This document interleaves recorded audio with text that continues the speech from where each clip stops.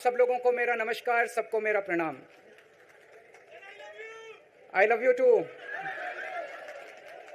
Jail में काफी वक्त मिला सोचने का, पढ़ने का, और कई किताबें पढ़ी, पॉलिटिकल किताबें पढ़ी, अपने स्वतंत्रता के आंदोलन की किताबें पढ़ी, गीता कई बार पढ़ी, रामायण पढ़ी, महाभारत पढ़ी। आज मैं अपने साथ एक किताब लेके आया हूं, ये भी मैंने कई बार पढ़ी, भगत सिंह की जेल डायरी। आप लोगों ने पढ़ी है? पढ़ना इसको जरूर, खरीद लेना, खरीद के इसको पढ़ना, भगत सिंह की जेल डायरी। जब भगत सिंह जेल में थे, आज से 90-95 साल पहले, उन्होंने जेल के अंदर अपने लेख लिखे थे, वो लेख इसमें हैं। और जेल के अंदर से उन्होंने बाहर कई लोगों को खत लिखे थे, उन्होंने अपने क्रांतिकारी साथियों को खत लिखे थे, उन्होंने देश के युवाओं के नाम खत लिखे थे। बलिदान से पहले साथियों को अंतिम पत्र 22 मार्च 1931। ये खत उन्होंने जेल से लिखा और उनके साथियों तक पहुंचाया अंग्रेजों ने। बटुकेश्वर दत्त की बहन प्रोमिला को पत्र, बचपन के दोस्त जयदेव गुप्ता को पत्र, वाइसरॉय को पत्र, ये सारे पत्र अंग्रेजों ने भगत सिंह के पहुंचाए। युवाओं के लिए जो पत्र लिखा, वो पत्र बकायदा युवाओं के एक सम्मेलन में पढ़ के सुनाया गया। भगत सिंह की शहादत के 95 साल बाद आजाद भारत के अंदर एक क्रांतिकारी मुख्यमंत्री जेल गया। मैं अभी जेल गया, मैंने जेल से एक ही पत्र लिखा था एलजी साहब को। 15 अगस्त था, देश का स्वाधीनता दिवस था। देश के आजादी के दिवस के ऊपर दिल्ली का मुख्यमंत्री दिल्ली सरकार की तरफ से झंडा फहराता है।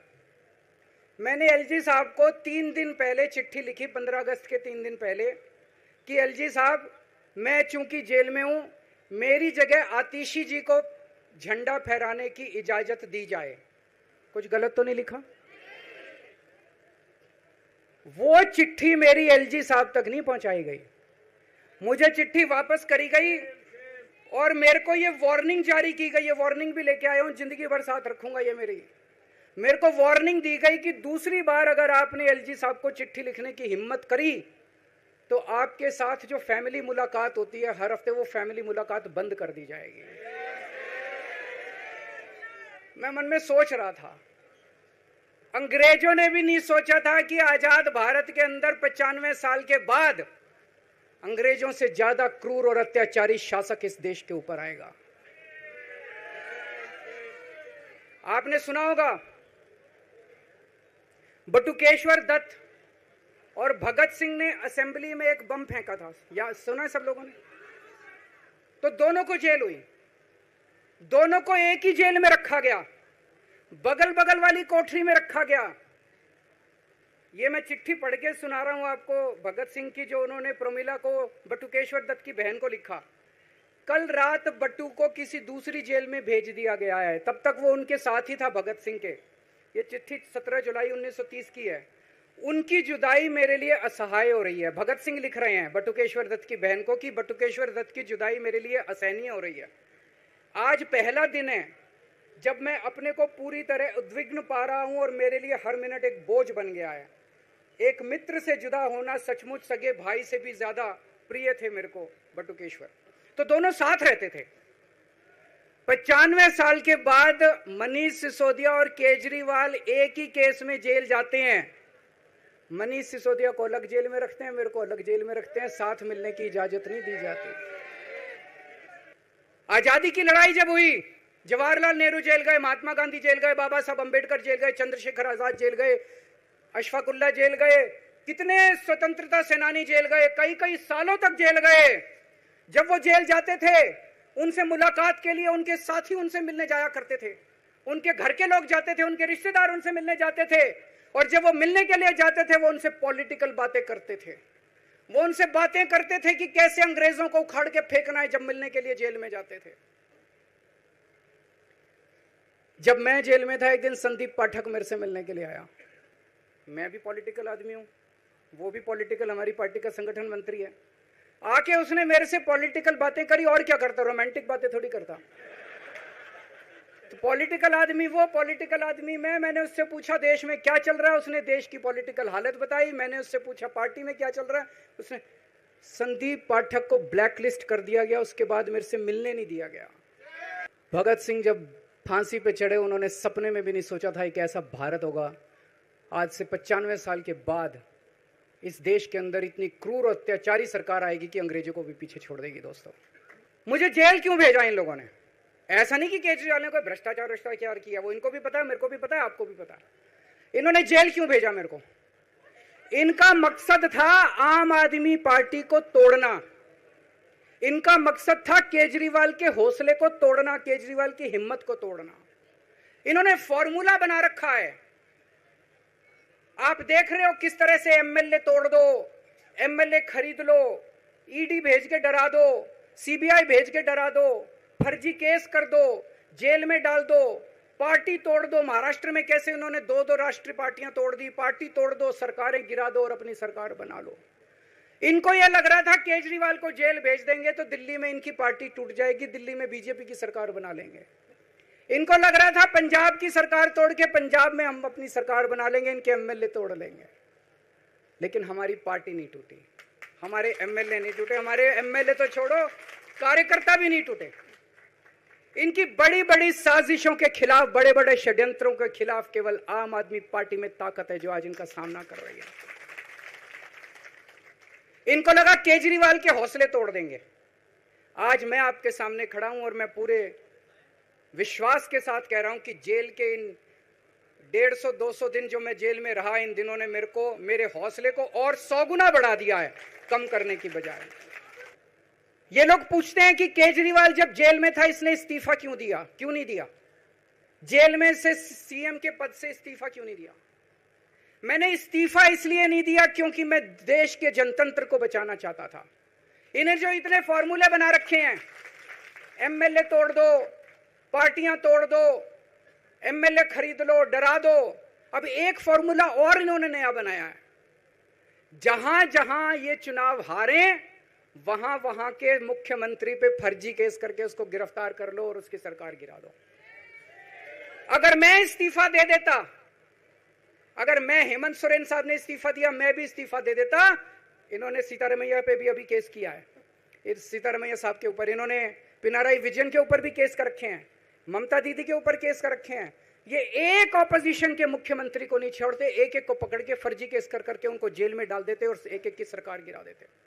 मैं जेल में गया, अभी 10 दिन पहले सुप्रीम कोर्ट की एक बेंच ने पूछा सरकार से कि जेल के अंदर से सरकार क्यों नहीं चल सकती। बड़ा आप लोगों ने अखबार में, सुप्रीम कोर्ट ने पूछा है केंद्र सरकार से कि जेल के अंदर से सरकार क्यों नहीं चल सकती, तो जेल के अंदर से सरकार साबित कर दिया हमने। अब मैं देश के सारे नॉन बीजेपी मुख्यमंत्रियों से हाथ जोड़ के विनती करना चाहता हूं, अब अगर प्रधानमंत्री जी हिम्मत करें आप पे फर्जी केस करके आपको जेल में डालें, इस्तीफा मत देना, किसी हालत में इस्तीफा मत देना। जेल से सरकार चलाना हम सबको मिलकर, ऐसा नहीं कि हम पद के लालची हैं, ऐसा नहीं कि मुख्यमंत्री पद हमारे लिए महत्वपूर्ण है, इसलिए क्योंकि हमारे लिए हमारा संविधान जरूरी है, हमारा देश जरूरी है, जनतंत्र जरूरी है, जनतंत्र को बचाना जरूरी है। इतने भारी बहुमत से जीती हुई सरकार, एक बार 70 में से 67 सीट आई, एक बार 70 में से 62 सीट आई, और आप पकड़ के जेल में डाल दोगे, कहोगे इस्तीफा दे। मैं सारे मुख्यमंत्रियों से आज हाथ जोड़ के विनती करना चाहता हूं, इनका ये नया फॉर्मूला भी आम आदमी पार्टी ने फेल कर दिया है, जो इन्होंने नया फॉर्मूला। 2000 में नौकरी छोड़ के सन 2000 से 2010 तक 10 साल मैंने दिल्ली की झुग्गियों के अंदर बिताए हैं। कुछ महीने दिल्ली की झुग्गियों में जाके रहा मैं, झुग्गी के अंदर, नंद नगरी, सुंदर नगरी की झुग्गियों के अंदर मैंने गली गली में खाक छानी है कि गरीब आदमी रहता कैसे, उसके घर का गुजारा कैसे चलता है। अगर पैसे कमाने हो तो इनकम टैक्स कमिश्नर की नौकरी बुरी नहीं थी। और जब मैंने नौकरी छोड़ी थी तब कोई पार्टी नहीं थी, कुछ नहीं थी, ऐसा नहीं था कि उस टाइम ये था मुख्यमंत्री बनने चला था या कोई पार्टी, कुछ नहीं था, कोई भविष्य नहीं था, केवल देश के लिए जुनून था कि देश के लिए कुछ करना है। 49 दिन की सरकार के बाद इस्तीफा दिया था, अपने असूलों के लिए इस्तीफा दिया था, किसी ने इस्तीफा मांगा नहीं था, अपने आप इस्तीफा दिया था। आज के तारीख में, आज के जमाने में कोई अपनी चपरासी की नौकरी नहीं छोड़ता। मैंने मुख्यमंत्री की कुर्सी छोड़ी थी, अपने आप छोड़ी थी। इस देश का जो सबसे कठोर कानून है ईडी का कानून, पीएमएलए, जिसमें बेल भी नहीं मिलती, बेल मिलनी भी मुश्किल है, उसके अंदर हमारे ऊपर तरह तरह के इन लोगों ने आरोप लगाए हैं। कोर्ट से हमको बेल मिल गई, उसके बावजूद आज की तारीख में आज जो स्थिति है, इससे फालतू कोर्ट और कुछ नहीं कर सकता था जितना कोर्ट ने कर दिया हमारे पक्ष में। हम कोर्ट के बहुत शुक्रगुजार हैं। कोर्ट ने हमें बेल दे दी, अभी बेल तक ही दे सकता था। अब ये केस चलेगा। मैंने वकीलों से पूछा, मैंने कहा मेरा दिल कहता है कि जब तक ये मैं कोर्ट से बरी होके ना आ जाऊं तब तक मैं सीएम की कुर्सी पे नहीं बैठूंगा। उन्होंने कहा जी ये 10 साल चलेगा केस, कोई कह रहा है 15 साल चलेगा केस, कोई कह रहा है 20 साल चलेगा केस। तो केस ये अभी लंबा चलेगा। आज कोर्ट जितना कर सकता था, कोर्ट ने हमारे पक्ष में निर्णय लिया है, हमें बेल दे दी उन्होंने। ऐसे कानून में जिसमें बेल मिलनी नामुमकिन होती है, उन्होंने बेल दे दी। आज मैं आपकी अदालत में आया हूं, जनता की अदालत में आया हूं, आपसे पूछने के लिए आया हूं, क्या आप केजरीवाल को ईमानदार मानते हो कि गुनहगार मानते हो? 2 दिन के बाद, आज से 2 दिन के बाद मैं सीएम की कुर्सी से इस्तीफा देने जा रहा हूं।